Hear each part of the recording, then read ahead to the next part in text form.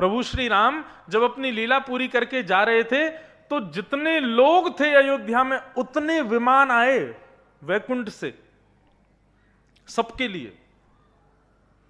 सब लोग अपने अपने विमानों में बैठ गए, ठाकुर जी भी अपने विमान में बैठ गए, सारे राम दरबार के साथ अपने विमान में बैठ के जैसे ही जाने लगे तो ठाकुर जी ने एक बार कहा, भरत जी एक बार अयोध्या का एक चक्कर लगा के आओ, सब जगह प्रणाम करके आओ, देख के आओ कोई रह तो नहीं गया।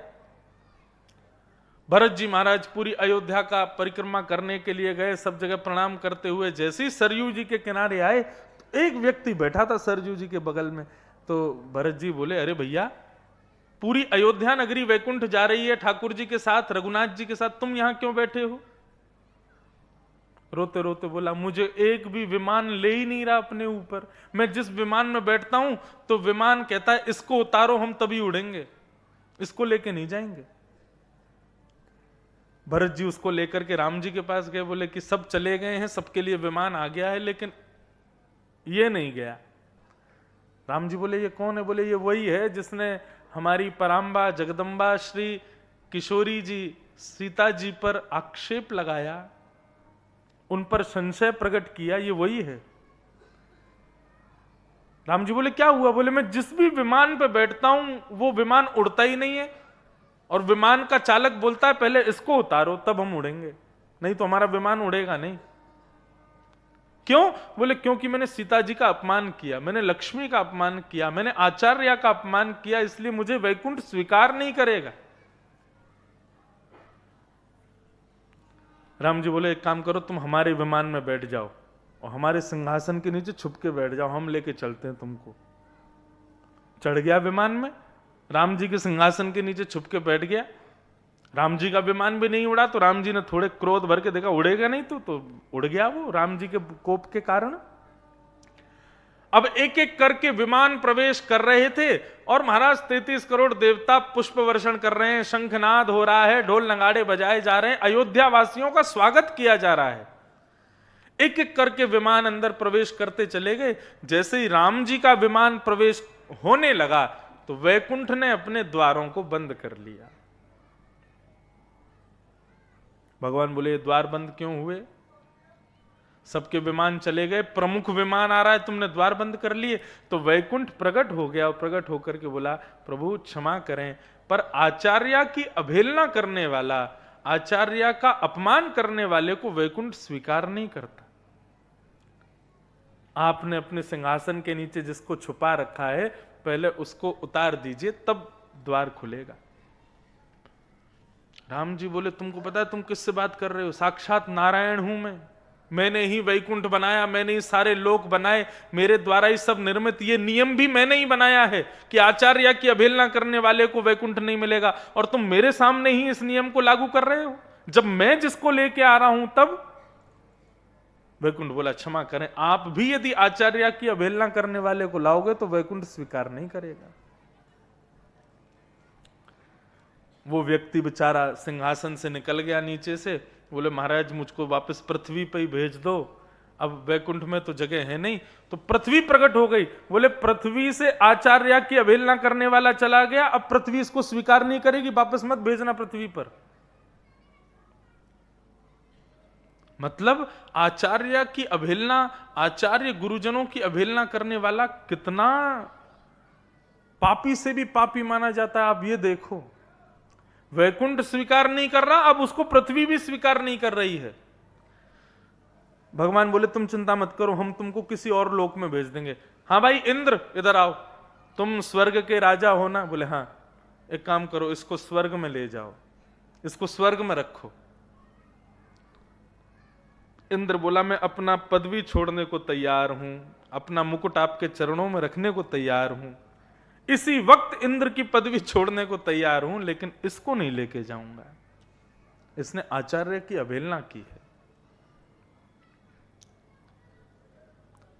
शंकर जी से बोले, आप ले जाओ। बोले, मैं अपने लोकों में भूतों को रख लूंगा, प्रेतों को रख लूंगा, राक्षसों को रख लूंगा, लेकिन इसको नहीं रखूंगा, इसको नहीं स्वीकार करूंगा।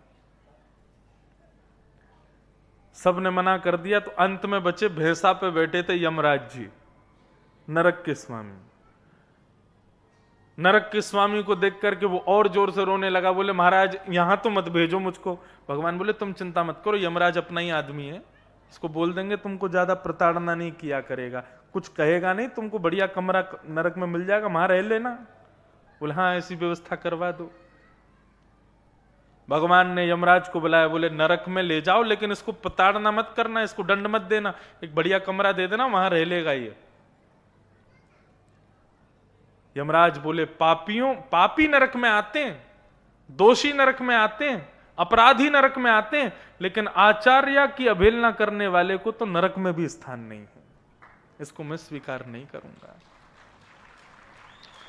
जब सबने अस्वीकार कर दिया तो यहां तक तो बंधुओं ये समझो कि आचार्य भक्त गुरुजन संतों की अवहेलना करने पर कौन सी गति मिलेगी, इसको सुनिश्चित कर लेना। अब दूसरी बात ये कि भगवान फिर राम जी बोले अच्छा तो कोई स्वीकार नहीं करेगा, बोले नहीं हम स्वीकार नहीं करेंगे। राम जी बोले तो ठीक है मैं भी देखता हूं कि कौन स्वीकार नहीं करेगा। तो ठाकुर जी ने भ्रगुटी टेढ़ी करके एक दूसरा वैकुंठ बना दिया और उस वैकुंठ का नियम बना दिया कि जिसको राम जी लाएंगे उसको वो स्वीकार करेगा। और राम जी बोले अब सब रहो यहां वैकुंठ में, स्वर्ग में, नरक में, शिवलोक में, पृथ्वीलोक में, मैं अकेला इसके साथ रहूंगा उस लोक में। और उसको लेकर के जब जाने लगे उस लोक में, तब स्वयं सीता जी प्रकट हो गई और सीता जी बोली प्रभु आपको यह करने की जरूरत नहीं है, आचार्य अवहेलना से मुक्ति मिल सकती है। कैसे? जिस आचार्य की अवहेलना हो गई, जिस आचार्य का अपमान हो गया, उसके चरणों में झुक करके यदि प्रणाम करके क्षमा मांग लें और आचार्य दोनों हाथों से यदि आशीर्वाद देख के क्षमा कर दे तो वो व्यक्ति फिर क्षमा का पात्र हो जाता है। लाओ इस बालक को इधर लाओ। जैसे ही वो बालक सीता जी के सामने गया, उसने प्रणाम किया, सीता जी ने दोनों हाथों से कहा मैंने तुमको क्षमा किया, अब अपराध मत करना। इतना कहते ही वैकुंठ के द्वार खुल गए और श्री राम जी का विमान भी भीतर प्रवेश कर गया। ये बात मैंने क्यों बताई? ठाकुर जी की दयालुता बताने के लिए, ठाकुर जी की कृपालुता। वो आचार्य अवहेलना करने वाले को भी वैकुंठ ले जाने के लिए जिद कर रहे हैं। कितने दयालु हैं ठाकुर जी, कितने कृपालु। भगवान ने पूतना को सदगति प्रदान करी। भगवान धीरे धीरे अब 3 महीना के है गए। 3 महीना के भय तो आज ठाकुर जी ने पहली बार करवट बदली, तो करवट उत्सव मनाया गया। सक्टासुर का वध ठाकुर जी ने 3 महीने की उम्र में किया। ठाकुर जी 1 वर्ष के है गए धीरे धीरे, और जैसे ही 1 वर्ष के भय अभी तक नामकरण संस्कार ठाकुर जी को नाय भयो, तो श्री गर्गाचार्य जी महाराज आए और गर्गाचार्य जी महाराज ने ठाकुर जी का नामकरण संस्कार किया। नामकरण संस्कार कैसे किया? आसन वर्णास्त्रयो ह्याशिन गुह्यतानुगम तनु शुक्ले रक्तस्तथा पीत इदानीं कृष्णतांगत। मैया आपके इस बालक के बहुत सारे नाम हैं, परंतु ये बालक कभी पीत वर्ण का हुआ, कभी श्वेत वर्ण का हुआ, कभी रक्त वर्ण का हुआ। इस बार ये बालक कृष्ण वर्ण का, कृष्ण मतलब काला, क्योंकि आपका ये बालक कृष्ण वर्ण का है इसलिए मैं इसका नाम कृष्ण रखता हूं। बंधु कृष्ण मतलब काला भी नहीं होता। काला कृष्ण रंग का यदि आप मुझसे अर्थ पूछो तो क्या है? होली में जितने भी रंग मिले ना दुकान में, सबको मंगाने ला और सारे रंगों को मिला करके सबको घोल देना। सारे रंगों को घोल के जो वर्ण निकल के आएगा वही है कृष्ण वर्ण। मतलब विश्व में जितने रंग हैं उन सब रंगों का तत्व जब एक होता है तब कृष्ण रंग प्रकट होता है। ना ही काला और ना ही सांवला ना ही नीला, सबका मिक्सचर है कृष्ण वर्ण। अद्भुत ही है ठाकुर जी। तो ठाकुर जी का नाम क्या रखा गया? इदानीं कृष्णतांगत। आपके इस बालक का नाम मैं कृष्ण रखता हूं। भगवान का नाम कृष्ण रखा गया। अब ठाकुर जी 1 साल के हो गए, 2 दतुइयां निकल आई हैं ठाकुर जी के, और धीरे धीरे खंबा पकड़ करके ठाकुर जी खड़े हो जाते हैं। मैया करताल बजाती है और करताल सुनकर के ठाकुर जी अपनी कमर हिला हिला करके नृत्य करते हैं। ब्रह्मा आदि देवता आकाश से देख करके ठाकुर जी को वंदन करते हैं। पूरे विश्व को चलाने वाला चलना सीख रहा है, पूरे विश्व को बुलवाने वाला आज बोलना सीख रहा है, पूरे विश्व को 84 लाख योनियों में नचाने वाला आज नाच रहा है। यशोदा मैया करताल बजा रही हैं और यशोदा मैया की करताल सुन करके नन्हे से बाल कृष्ण अपने स्थान पर ही नृत्य कर रहे हैं, चंद्र सखी स्वरूप का वर्णन कर रही हैं। ओ नाचे नंद लाल नचावे हरि की मैया, नाचे नंद लाल नचावे हरि की मैया, नाचे नंद लाल नचावे हरि की मैया, नाचे नंद लाल नचावे हरि की मैया, नचावे हरि की मैया, नचावे प्रभु की मैया, नचावे हरि की मैया, नचावे हरि की मैया, नचावे हरि की मैया, नचावे हरि की मैया, नचावे हरि की मैया। ओ नाचे नंदलाल नचावे हरि की मैया, नाचे नंदलाल नचावे हरि की। बंधुओं, साक्षात हमारे लाल जी नृत्य कर रहे हैं और आप अब भी हाथ मोड़ के बैठे हो। अरे लाल जी नृत्य कर रहे हैं, बढ़िया करताल बजाओ, मधुर स्वर में गाओ, ठाकुर जी को नृत्य कराओ। बोल नंद के लाला की।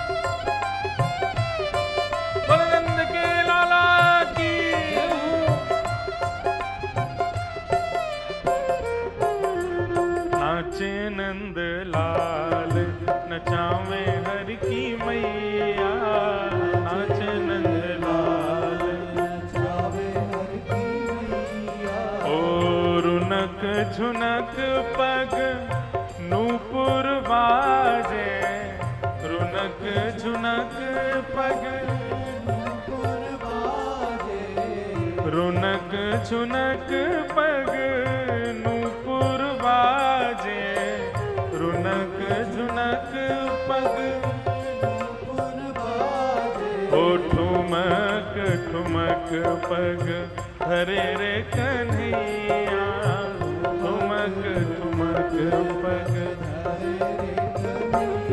ओ नाचे नंद लाल नचावे हरि की मैया, नाचे नंद लाल नचावे हरि की। और धोती न बांधे लाला पजामा न पहरे, धोती न बांधे लाला पजामा न पहरे, धोती न बांधे लाला जामा न पहरे, धोती न बांधे लाला जामा न पहरे। ओ पीतांबर को है बड़ोरे पहरैया, पीतांबर को है बड़ोरे पहरैया। ओ नाचे नंद लाल नचावे हरि की मैया, नाचे नंद लाल नचावे हरि की मैया। ओ नाचे नंद लाल नचावे हरि की मैया, नाचे नंद लाल नचावे हरि की। और टोपी न पहरे लाला साफा न बांधे, टोपी न पहरे लाला साफा न बांधे, टोपी न पहरे लाला पगड़ी न बांधे, टोपी न पहरे लाला पगड़ी न बांधे। तो मोर मुकुट को है बड़ोरे पहरैया,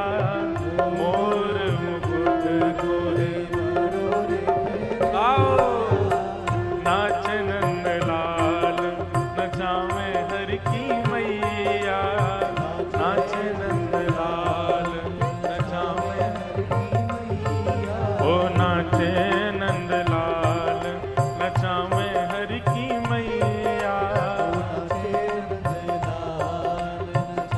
श्री राधा रमण लाल की।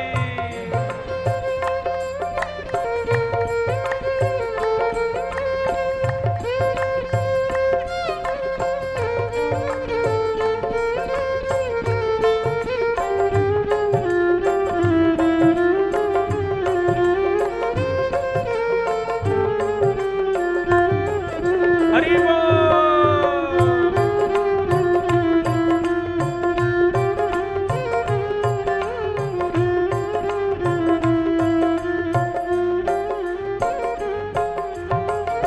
दूध न पीवे लाला दही हूँ न खावे।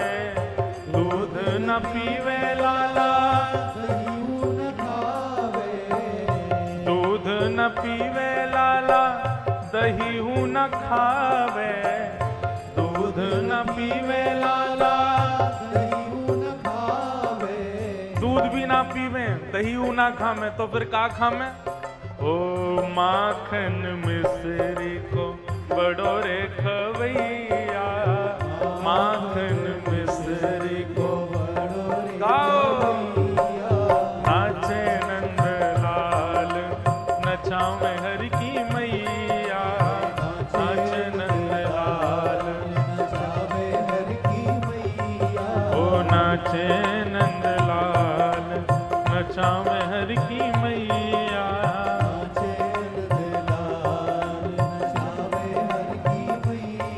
ओ चंद्र सखी लखी बाल कृष्ण छवि। चंद्र सखी लखी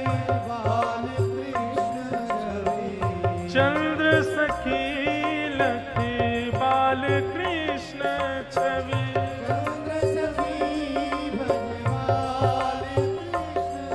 ओ चंद्र सखी लख बाल कृष्ण छवि। चंद्र सखी लख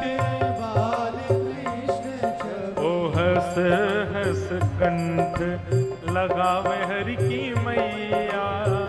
हस हस कंठ ओ नाचे नंदलाल नचावे हरि की मैया।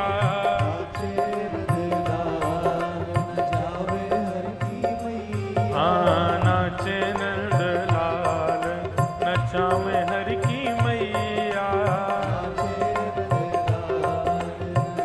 गाओ। गोविंद मेरो है गोपाल मेरो है। गोविंद मेरो है गोपाल मेरो है। हाँ गोविंद मेरो है गोपाल मेरो है। गोविंद मेरो है गोपाल मेरो है। ओ मेरा गिरिवर धारी गोपाल मेरो है। मेरा गिरिवर धारी गोपाल मेरो है। ओ मेरा नटवर नागर नंदलाल मेरो है। मेरा नटवर नागर नंदलाल मेरो है। हाँ गोविंद मेरो है गोपाल मेरो है। गोविंद मेरो है गोपाल मेरो है। हाँ गोविंद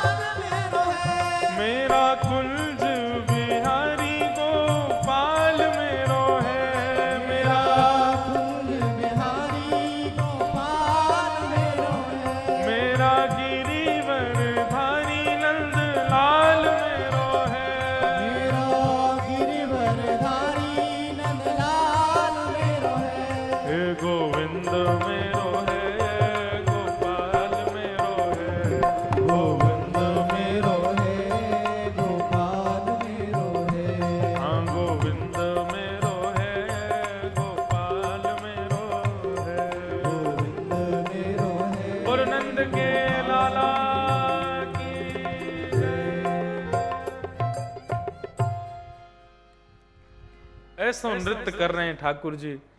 सब गोकुल के नागर नागरी आकर के ठाकुर जी की या मधुर स्वरूप को दर्शन कर रहे हैं। बाल लीला गोपाल की सबको अति भावे। ठाकुर जी धीरे धीरे और बड़े होने लगे और अब 3 वर्ष के है गए।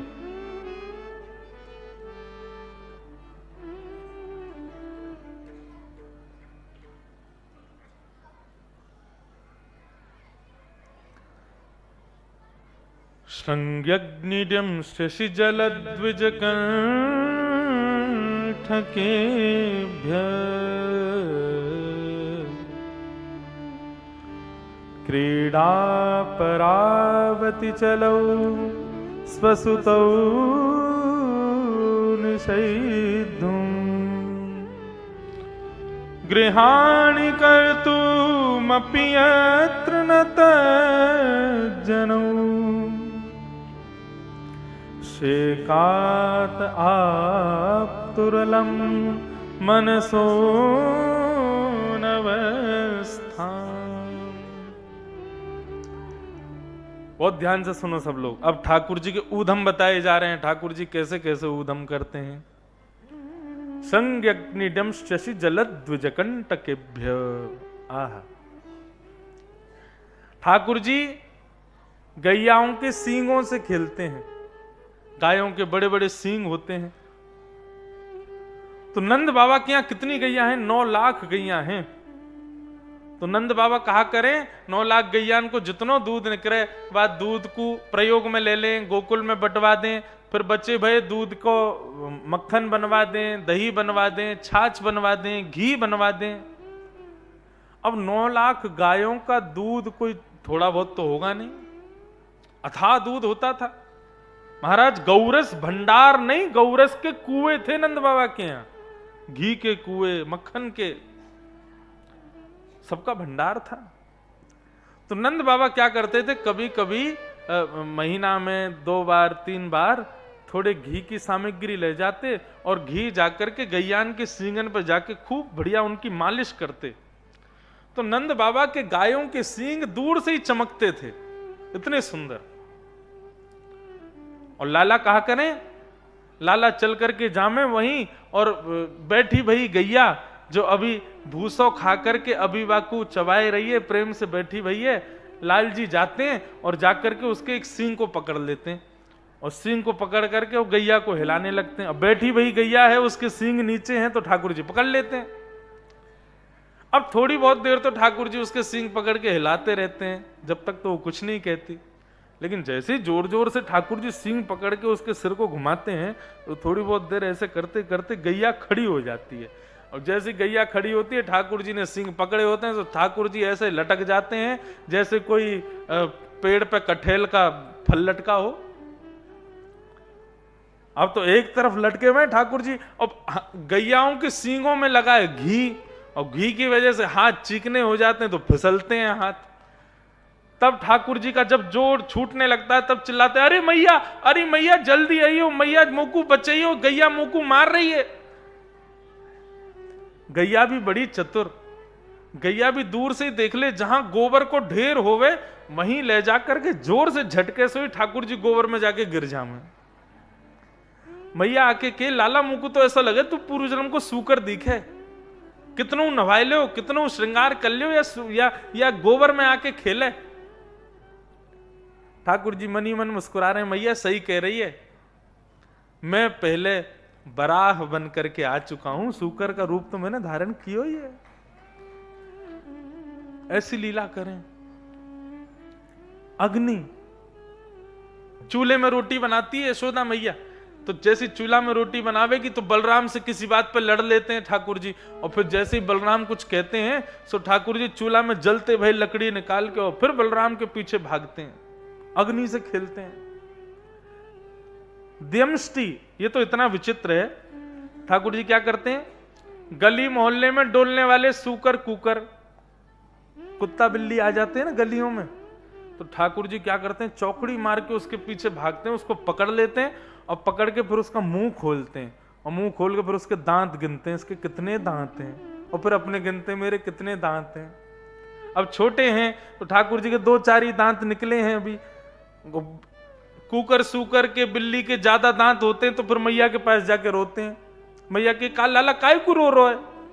बोलो अब बिल्ली के इतने सारे दांत हैं, मेरे 2 ही दांत हैं, मुझको भी दांत चाहिए। और ऐसा उधम मचा में यशोदा मैया अपनी गोद में बिठा ले लाला को, हृदय से लगा ले।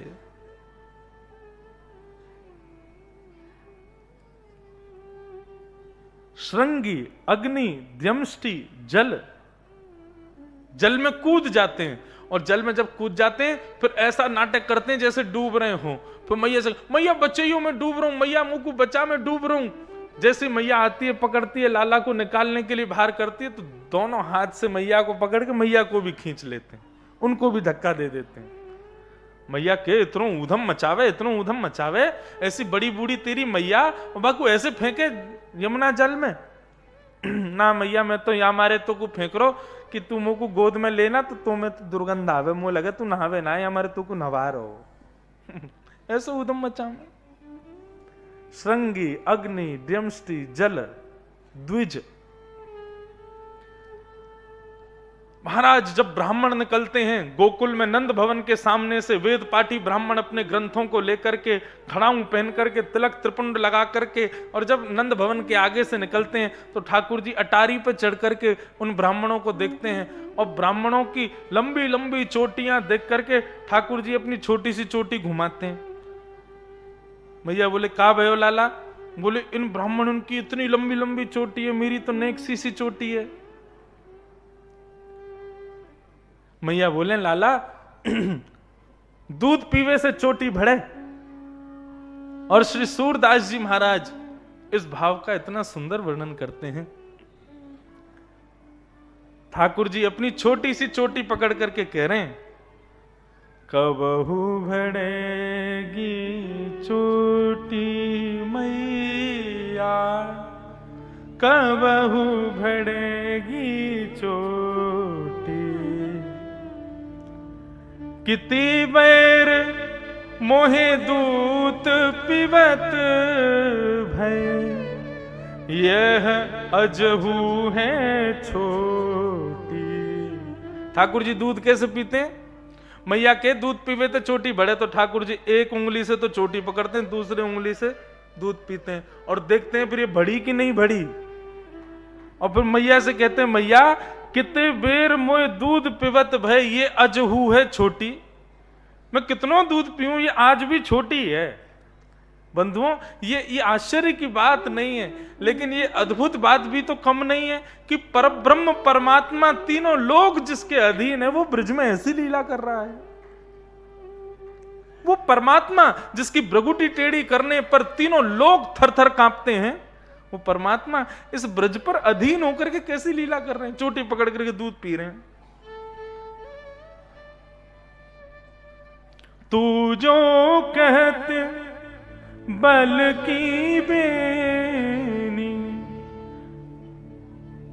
जो है लंबी मोटी। मैया तुम मुझसे कहती रही कि तू दूध पिए कर, तेरी चोटी लंबी है जाएगी। तूने बलराम जी की चोटी देखी है? बलभद्र भैया की चोटी देखी? वहां की चोटी कैसी है? लंबी भी है और मोटी भी है, और मेरी छोटी सी है। और ठाकुर जी इसी बात पर रो रहे हैं। सूरदास जी अपने वाणी में वर्णन कर रहे हैं ठाकुर जी के रूप का। काढ़त गुईहत नावत जे हूं, नागन सी भुई लोटी। आहा, ब्रज भाषा के शब्द हैं। ठाकुर जी कह रहे हैं, अच्छा देखो, जो चोटी नहीं रखी ना जिसने, वो ठाकुर जी के दर्द को नहीं समझ पाएगा। जब चोटी नई रखते हैं ना, तो पहले 1-2 साल तक तो ये बंधने में ही नहीं आती है। इसको कितना भी काढ़ो, कितना भी इसको सुंदर करते रहो, ये ऐसी नागिन की तरह बनी रहती है पीछे। जिन्होंने चोटी रखी है उनको शुरुआती समय की याद होगी। तो ठाकुर जी वही कह रहे हैं, या को कितनों भी काढ़ूं, या को कितनों भी गोहलाऊं, ये फिरो नागिन की तरह ऐसी लपटी रहे मेरे पीछे। ये बड़ी कब होगी मैया? काचो दूध पियावत पच पच, देत न माखन रोटी। मैया मुझे तो लगे मेरी जो चोटी छोटी रह गई ना, या में दोष तेरो है। मैया बोली मेरो का दोष? बोले या मारे तेरो दोष है कि तू मुंह को कच्चो कच्चो दूध पिवावे, मक्खन रोटी ना खवावे। या मारी मेरी चोटी छोटी रह गई है, मुंह को मक्खन रोटी खवाए कर।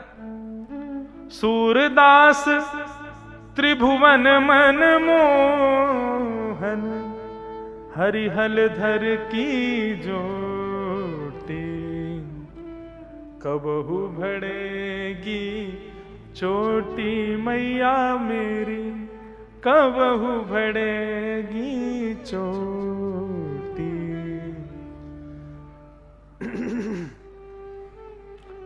ब्राह्मणों को देख करके ठाकुर जी अपनी चोटी पकड़ के रोते हैं, कब बड़ी होगी, इन जैसी कब होगी मेरी मैया। फिर कभी दूध पिवावे, मक्खन रोटी खवावे, बोले यादें बढ़ेगी। ऐसी ऐसी लीला। ठाकुर जी नित्य नंद बाबा को देखते हैं कि नंद बाबा रोज हवन करते हैं, अग्निहोत्र करते हैं। नंद बाबा को हवन करते देख बाबा से एक दिन लाला पूछते हैं, बाबा तुम ये हवन काय को करो, रोज अग्निहोत्र काय को करो? अब छोटे बालक को ज्यादा तो नहीं, बड़े लोग ऐसे ही समझाते थे मजाक मजाक में। तो नंद बाबा ने वही कह दी कि लाला ये हवन करवे से ना अग्नि देवता प्रसन्न हो जाए, और अग्नि देवता प्रसन्न हो जाए फिर मन चाही वस्तु प्रदान करे। जो मन में इच्छा रखोगे सब दे। जैसे आजकल बच्चों को समझाते हैं कि ऐसा करोगे तो परी आएगी, परी आके फिर जो मांगोगे विश पूरी कर देगी, ऐसे समझाते हैं ना। ऐसे ही ठाकुर जी को नंद बाबा समझा रहे हैं, लाला ये हवन करवे से अग्नि देवता प्रसन्न हो जाए, और प्रसन्न है कि वो वस्तु प्रदान करे जो मन की इच्छा हो। लाला को रात भर नींद नहीं आई आज।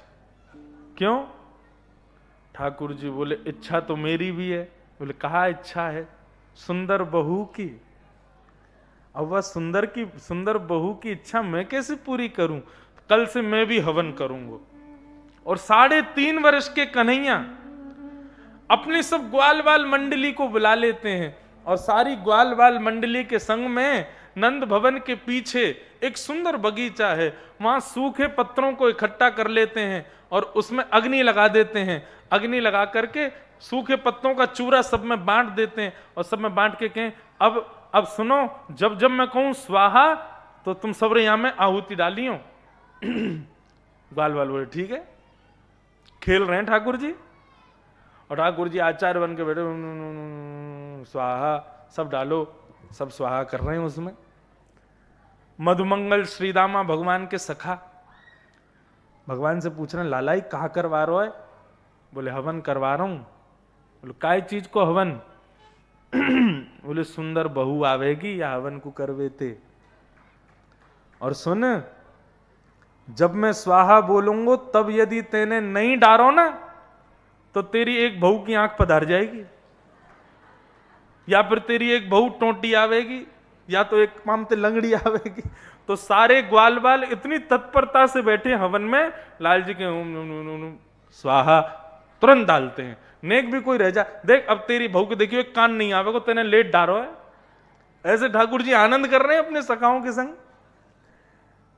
खेल खेलने के बाद में मधुमंगल श्रीदामा ठाकुर जी से कहते हैं, लाला हवन के बाद में ब्राह्मण भोजन करायो जाए। हमारा हवन तो है क्या, लेकिन ब्राह्मण भोजन तो भय नहीं। ठाकुर जी बोले रुको अभी चलते हैं, ब्राह्मणों को निमंत्रण देके आते हैं। और ठाकुर जी श्रीदामा मधुमंगल के हाथ पकड़ करके जामे गोकुल के जितने ब्राह्मण, सब ब्राह्मणों के हाथ जोड़ करके जाते हैं। और ठाकुर जी कहते हैं, आज हमारे यहाँ हवन भयो है, आज हमारे यहाँ यज्ञ भयो है, यज्ञ की प्रसादी पावे अइयो। ब्राह्मण जैसे ही देखें नंद भवन से निमंत्रण आया है। नंद भवन के निमंत्रण को जान करके ब्राह्मण अपनी ब्राह्मणियों से कहते हैं, अरे ब्राह्मणी सुनो, आज नंद भवन में भोजन है हमारा। बोले तो? बोले आज चूल्हा मत जलाना घर पर, और सुनो तुम भी अपने लिए कुछ मत बनाना, एक बढ़िया पात्र दे दो, हम भोजन करने जाएंगे, तुम्हारे लिए बंधवा के लिए आएंगे। नंद भवन में इतना खिलाते हैं, 56 भोग इतना बनता है कि भाई यहां तक पूरा भर देते हैं। और सुनो, एक काम और करो, नमक का पानी दे दो हमको। क्यों? नमक का पानी पीने से और तेज भूख लगती है। और सारे ब्राह्मण सुबह से नमक का पानी पी रहे हैं। सुबह आज दोपहर में भोजन ही नहीं किया किसी ने। नंद भवन में खूब सारा भोजन करने वाले हैं। शाम को बढ़िया सुंदर बगलबंदी, धोती, पटका डाल करके, पीला चंदन लगा करके, इत्र लगा करके सारे ब्राह्मण पहुंच गए नंद भवन। और नंद भवन में तो कोई भोजन था ही नहीं आज। 200-300 ब्राह्मण आ गए। जैसे ही नंद भवन में आए तो अटारी पे यशोदा मैया बैठी थी। यशोदा मैया ने जैसे ही देखो, बोले अरे वाह, बड़ी कृपा, आज इतने सारे ब्राह्मण कैसे आए? इतने सारे ब्राह्मणों को आगमन कैसे भयो? किसी को यदि भोजन पर निमंत्रण दे दो और वो व्यक्ति 3 समय का भोजन छोड़ करके अपने घर के चूल्हे को बंद करवा के आपके यहां भोजन करने आ जाए और आप उससे कहो बताओ कैसे आए, क्या होगा उसका? ब्राह्मण बोले मैया चुल्लू भर पानी दे दे, डूब के मरेंगे वहां में, या हमारे यहां हैं। अरे मैं तो पूछ ही रही हूं कैसे आए। अरे कैसे आए कहा हो करे, तेरो लाला गयो हमारे पास, माने निमंत्रण दियो कि आज सबन को आनो है, भोजन करवे आए हैं, हमको भोग खवाओ। यशोदा मैया बोली काय चीज को भोजन? बोले लाला ने बताई कोई यज्ञ भयो आपके यहां। बोले हमारे यहां कोई यज्ञ ना भयो। और यज्ञ यदि हमारे यहां होता तो आप लोग ही ब्राह्मण हो, आप लोगों के द्वारा होता, आप लोग तो थे नहीं, तो फिर यज्ञ कौन कराएगा? ब्राह्मण बोले मैया हमें कैसे बचा, हमको भूख से डर नहीं है, वापस खाली पेट घर लौटने से डर है, क्योंकि ब्राह्मणी अब बनाएगी नहीं, ऊपर से मारपीट के भगा और देगी। मैया तुम्हारी लाज बचा। मैया बोली ठीक है मैं व्यवस्था कर दे रही हूं, लेकिन पहले अपने यजमान को ढूंढ के लाओ, ये कन्हैया है कहां, जाने तुम्हें निमंत्रण दियो। यशोदा मैया सब ब्राह्मणों को लेकर के गई तो पीछे बगीचा में ठाकुर जी अपने सब ग्वाल वालों के संग खेल रहे थे। यशोदा मैया ने जाके आवाज लगाई, लाला ओ कन्हैया यहां पे। जैसे ही ठाकुर जी ने देखे यशोदा मैया के संग सबरे ब्राह्मण आए हैं और बोले ये ब्राह्मण तो सच में आ गए। मधुमंगल श्रीदामा से बोले मैया मारेगी, तुम चलो मेरे संग। बोले हम क्यों जाएं पिटवे? बोले तो पिटवे को